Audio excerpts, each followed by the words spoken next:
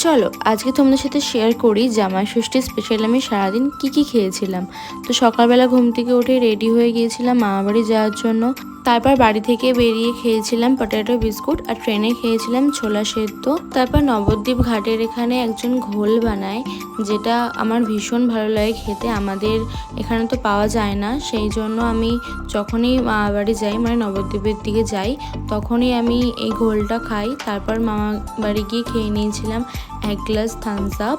তারপর সকালে জলখাবারে ছিল পেটের পরোটা তরকারি।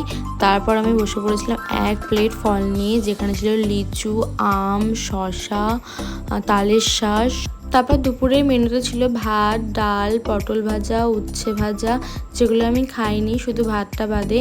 তারপর ছিল ইলিশ মাছ, মাটন, স্যালাড, চাটনি, আরও ছিল দই মিষ্টি, যেগুলো আমি খাইনি। তারপর সন্ধ্যেবেলা খেয়ে নিয়েছিলাম একটা আইসক্রিম।